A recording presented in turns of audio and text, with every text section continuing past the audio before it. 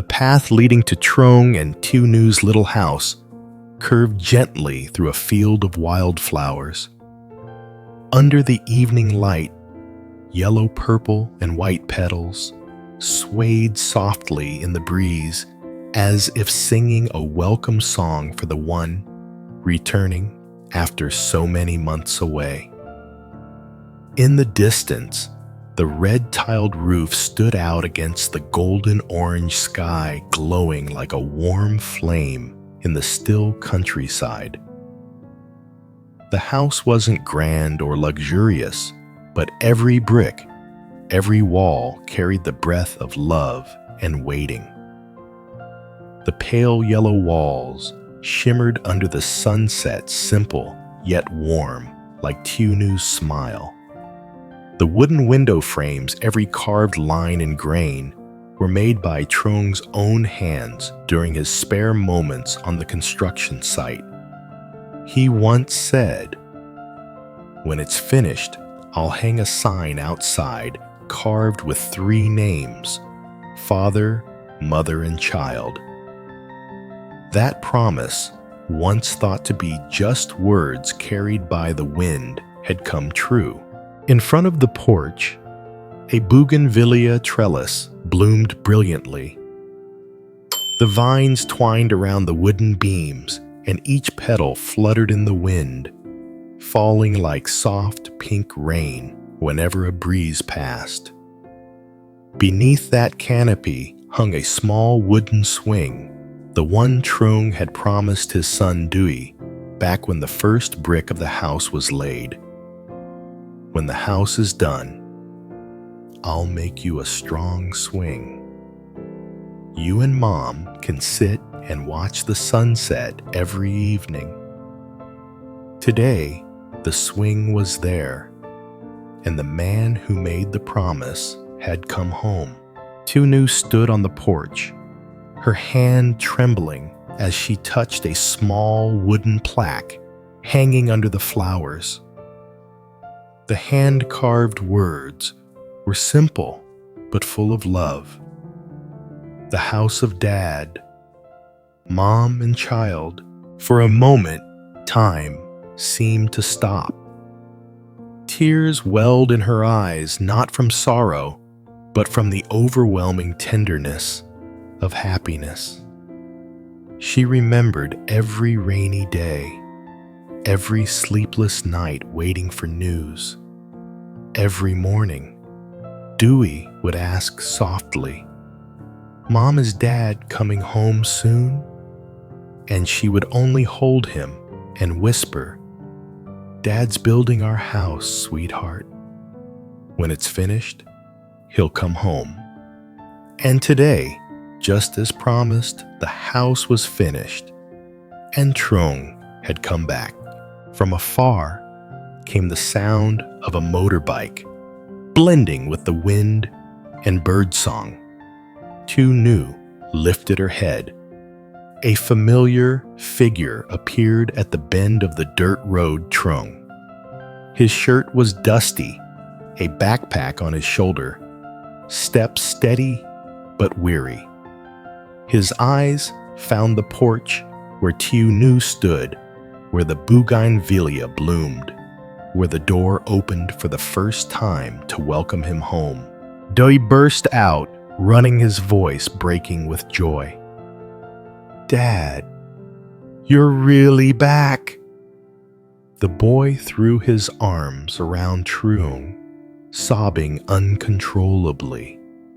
Hot tears streamed down his cheeks, soaking into his father's shoulder, the place he once feared he might never lean on again. Truong knelt down, hugging his son tightly, afraid that if he let go, everything might vanish like a dream. "I'm sorry, son. I came home too late." His voice trembled. Tieuunu stood frozen, her hand over her mouth, tears blurring her vision. She didn't move closer yet. She just watched them, father and son, in a moment she had prayed for all these years. The last light of day covered them both, forming a picture as beautiful as a dream. Truong looked up, his gaze meeting hers. No words were needed. A single smile, a single tear, and they understood everything. All the anger, the waiting, the distance that had once separated them melted away in that instant. He stepped forward, still holding his son's hand. Dewey ran ahead, shouting, "Mom, Dad's home. He finished our house, Mom." That innocent cry made them both laugh through their tears. Truong placed his hand on Tieunu's shoulder and said softly, "I promised, didn't I? I wouldn't let you two wait any longer." They stepped inside together. The house smelled of fresh wood and paint, mixed with the gentle scent of the countryside breeze. On the table lay a handmade tablecloth Tiêunu had sewn from old fabric scraps. A vase of wild chrysanthemums stood in the center, bright as sunshine. On the wall, Dewey had drawn a picture of Dad, Mom, and a small house beneath a blue sky with a kite flying high. Truong smiled and pointed at it. "You drew this beautifully. Let's hang it right here." Tiêunu looked at him, a strange calm filling her heart. She had once thought she might never see him again, but life, despite all its storms, somehow knew how to return the good things to those who kept waiting. Outside, dusk slowly fell. The wind carried the scent of ripened rice and fresh earth. Dewey swung back and forth on the swing, laughing brightly. Truong sat on the porch, his hand holding Tieunu's. His eyes wandered toward the road, the one that had brought him back, and that now marked the beginning of a new journey. From now on, he said softly, "This house will always have laughter, warm meals, you, our son, and me." Tiêunu rested her head on his shoulder. Before them, the sky turned pale violet. Bougainvillea petals drifted gently down, witnesses to a reunion long delayed, but finally complete.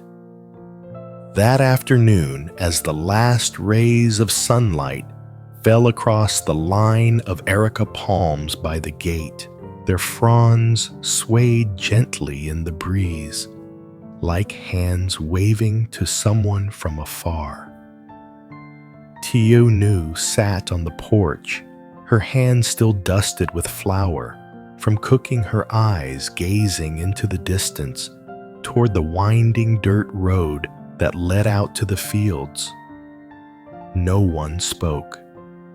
There was only the whisper of wind through the leaves, the clucking of chickens heading home to roost, and the faint fragrance of areca blossoms drifting through the air, the scent of home, of peace she once thought she would never find again.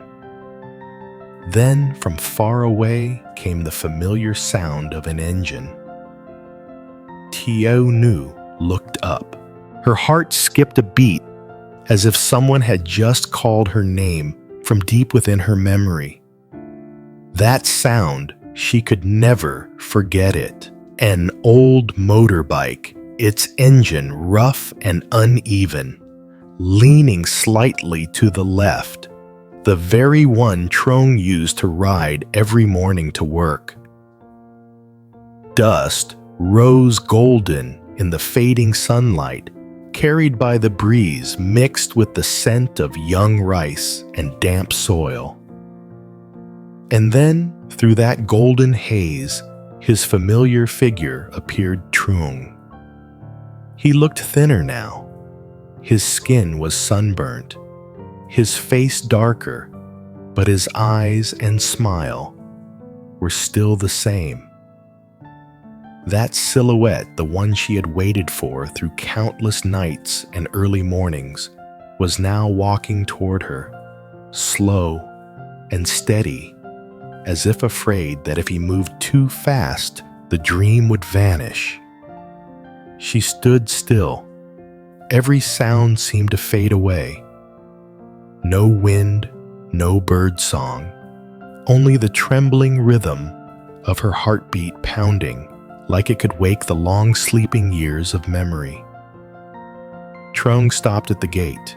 He removed his helmet, sweat glistening on his forehead, a worn-out backpack slung over his shoulder. The evening light slanted across his face, bathing it in a soft golden hue, the kind of light that only belongs to those finally coming home. "Lytieunu," he called softly. His voice was hoarse, trembling, like a prayer finally spoken after being held inside for years. She didn't answer. She simply stepped forward, her hands shaking all.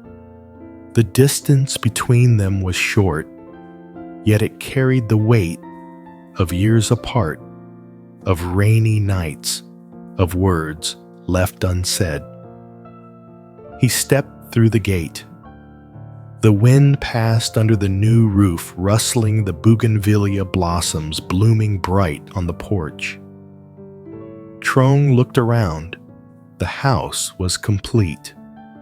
The pale yellow walls, the brown wooden frames, and beneath the flowers hung a small hand-carved sign, "The House of Diêp." Mom and child. He froze. His eyes stung with tears. Memories came rushing back the day he began building this house with nothing but his hands and fragile faith. The day lytieunu had held his hand and said, "I believe you can do it." And the day he left promising, "When the house is done, I'll come home." And now he truly had. Lytieunu could no longer hold back. She ran to him and threw her arms around him. The embrace trembled, yet felt so real that every wound seemed to melt away. Tears streamed down her face, falling onto his faded shoulder, the shoulder of a man who had weathered hard years. "I'm home," he whispered. "I'm home, new." His voice was soft, but she heard it clearly as the heartbeat of happiness itself. Behind them came the sound of small footsteps. Daddy's voice, bright and breaking with emotion. The boy ran toward his father, wrapping his little arms tightly around him. His small body shook with joy as he cried and laughed all at once. "Dad's really home," I told Mom. "I knew you'd come back." Truong lifted his son up, burying his face in the boy's sun-scented hair. He laughed through his tears. "I'm sorry. I came home late." That simple sentence carried the weight of every mile, every night, every promise kept. Lytieunu watched father and son, her heart light as air. She realized happiness didn't need to be grand. Sometimes it was enough that someone came back, that a promise was kept. The three of them stepped into the house. Evening sunlight filtered through the wooden frames, lighting up the new table, where lytieunu had placed a vase of wildflowers she'd picked that morning. Dewey ran out to the porch, sat on the swing his father had built, and laughed gleefully as it swayed back and forth. His laughter filled the house, drifted past the eureka palms, and mixed with the wind and the scent of rice fields. Truong sat beside lytieunu, holding her hand, his eyes full of gratitude. "I've been far away," he said softly. "And now I know. There's no peace greater than being with you and our son." She rested her head on his shoulder, silent. The evening breeze carried petals from the bougainvillea, spinning them gently through the air, glowing in the sunset light. In the distance, purple clouds drifted slowly, silent witnesses to a reunion, long delayed, yet achingly beautiful. Outside, the crickets began to sing, announcing the arrival of night.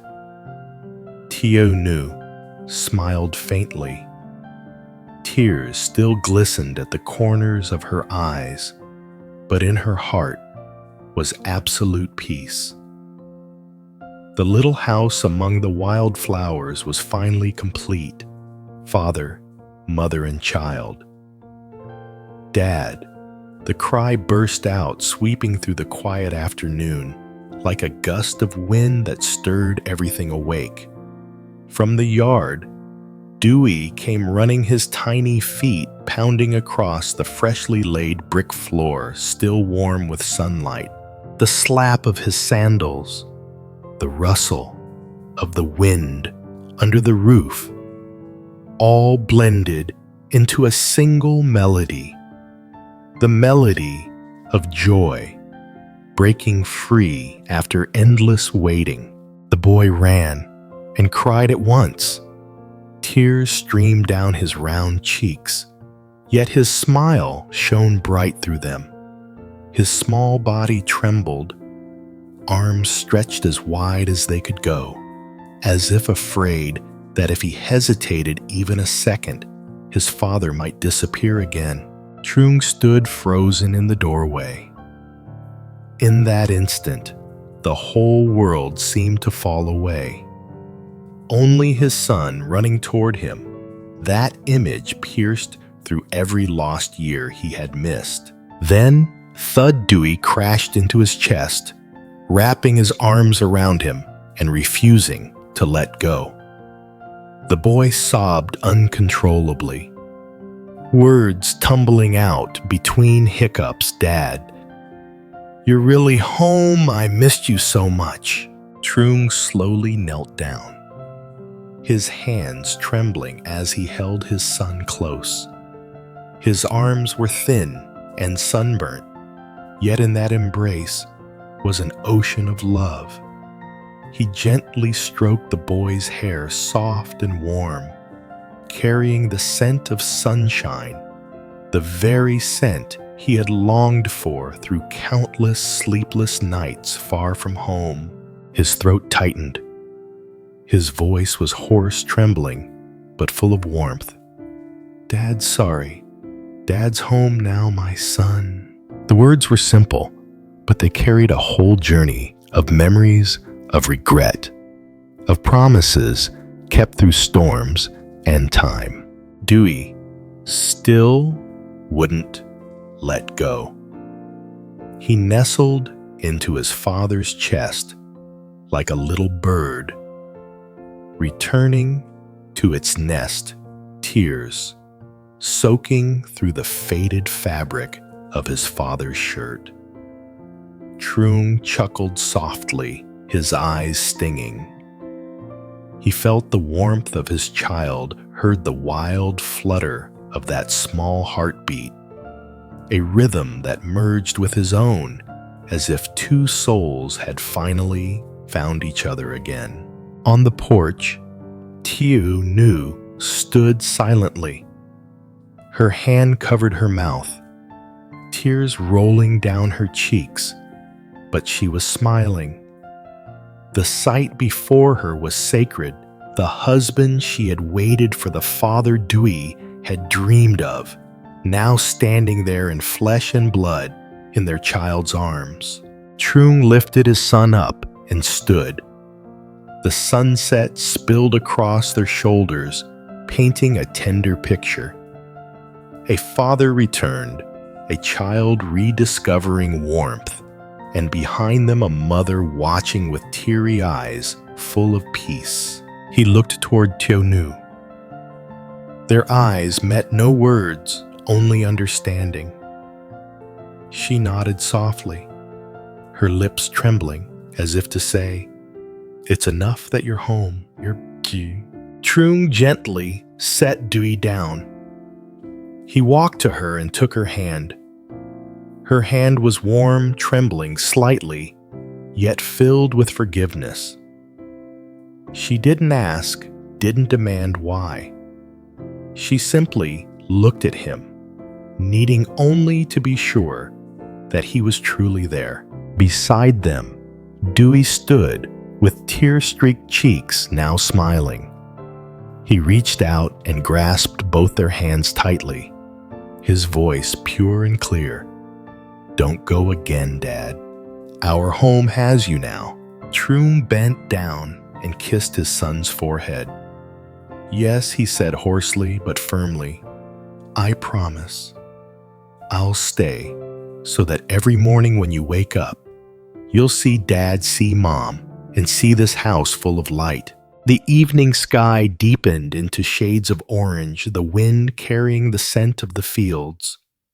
Bougainvillea petals drifted down from the porch, landing softly on the father and son, silent witnesses to a reunion long delayed, yet utterly complete. In that moment, all mistakes, all waiting, all distance melted away. Only laughter remained, the sound of breath, in the warm embrace of a family that had finally found its way back together after every storm. Lytieunu walked slowly forward each step, as if she were treading upon the days that had passed. The evening wind swept through her hair, carrying the scent of the countryside and the soft chirping of crickets from the far-off fields. Her eyes shimmered with tears, no longer the look of anger or doubt, but the trembling gaze of someone who had finally reached the edge of forgiveness. All the resentment, all the silence, all the old wounds seemed to dissolve in that moment when the man she loved stood there before her, imperfect but sincere, made of flesh and blood. Truong turned to her. His sunburnt face bore the lines of hard years and labor, but his eyes were still gentle, still bright. Just as they had been that first afternoon they met beneath the mango tree. He smiled, a hesitant smile, yet filled with 1,000 unspoken words. His hand, rough and calloused, slowly reached out to her. Lytieunu looked at that hand, the same hand that had held hers during their simple wedding long ago, the same one that had rested on her shoulder whenever storms came. She hesitated for a breath, then placed her hand into his. His skin was warm, trembling slightly, yet steady and real. Between them, no apology was needed, no explanation required, only the quiet truth he had come home. Truong gently tightened his grip on her hand. His voice was low measured, but each word struck deep. "I didn't just want to build a house. I wanted to rebuild our family." The words made Lytieunu freeze. Then her emotions broke open. Tears fell, but this time they were not bitter. They were sweet like rain after a long, dry season. She began to cry, but she was smiling through it. Smiling because everything she had waited for was finally here. Smiling because patience and faith had not been in vain. Truong pulled her into his arms. He said nothing more, just held her tightly, as if afraid the world might steal her away again. His shoulder grew wet, but he didn't wipe it dry. He let her tears soak in, as though they could wash away the past and make way for a new beginning. On the porch, Dewey sat on the wooden swing watching his parents. His eyes sparkled, and a small, joyful smile spread across his lips. The wind swayed gently, rocking the swing with a soft creak, like a lullaby of peace. The sunset deepened. The last golden rays scattered across the porch, lighting up the bougainvillea in full bloom. Petals drifted down onto Tieunu's hair, onto Truong's shoulders, onto their joined hands, silent witnesses to a brand new beginning. Tiêunu rested her head on his shoulder. Her voice trembled softly, filled with warmth. I've waited so long to hear those words. Truong leaned close and whispered, "From now on, I won't make you wait anymore." A breeze passed through, making the wooden sign on the porch gently sway. Carved by hand, the words gleamed in the fading light. The house of Dad, Mom, and child. Mom. They both looked at the sign, then at each other. No words, just quiet smiles. Because they both understood. A home isn't built only from bricks and mortar, but from love, forgiveness, and a return made in time. The sky deepened into shades of violet. The wind kept blowing soft like a blessing from the earth itself. Inside the little house, Dewey's laughter mingled with the chirping of birds settling on the roof tiles, and with the long, contented sighs of two souls who had finally found their way back to each other. That evening, beneath the setting sun, not only was a house completed, but a family was rebuilt from the ground up. That night, the new house lit up for the first time.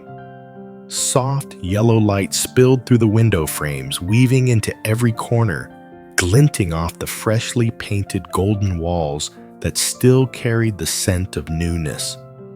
The room wasn't large, but every detail bore Truong's touch. The wooden table he had built himself, the frames he had painted, the little lamp hanging in the center, the one he had promised to switch on the first happy day. Dewey's laughter echoed throughout the room. He sat cross-legged on the tiled floor, holding the neighbor's kitten in his arms, giggling as he called out, "Mom, it likes our house too." The innocent words made both adults laugh. Tiêunu was setting dinner. The gentle clinking of the ladle against the pot, mixed with the aroma of freshly cooked rice, blending with the scent of new wood and bougainvillea outside the porch. That fragrant, simple rustic was to them the very scent of happiness. Truong leaned back against the wall, his eyes wandering around the room as if wanting to etch every detail into memory. Everything before him. The house, the light, the sound of his child's laughter, his wife's quiet movements were the things he had dreamed of during the long, lonely years away from home. And now they were real close enough to touch. He took a deep breath.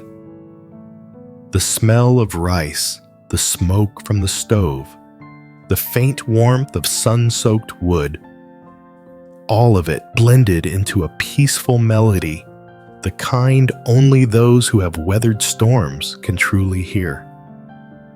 He remembered the nights in cramped, rented rooms, lying awake and dreaming of this moment of a home built by his own hands, glowing with light and filled with the voices of his loved ones. Tiêunu, placed a bowl of rice before him. "Eat, dear," she said softly, her smile gentle, like the lamp above the table. Truong looked at her, his gaze lingering. "You know," he murmured, "when I was mixing cement, my hands blistered and bled. But I kept thinking if this house ever lights up, then every hardship will be worth it." She said nothing. The light reflected in her eyes, glistening like water. "Well, it's shining now," she whispered, voice trembling. "And you're home." They both turned to look at Dewey. The boy was blowing on his rice to cool it clumsily, picking up a piece of fried egg. Truong chuckled, wiping a grain of rice from his son's cheek. "You've grown so much, my boy." Dewey grinned up at him. "I grew up to guard our house for you and Mom." The three of them laughed together. Their laughter rang out pure and bright like evening bells. Outside, the breeze carried the scent of bougainvillea into the room, brushing softly against the window frames before dissolving into the air like paper-thin letters sent by the wind. Truong stood and stepped outside. Before him, the small yard shimmered under the moonlight. In the distance, the rice fields lay still, filled only with the symphony of insects. Everything was peaceful, almost too peaceful to be real.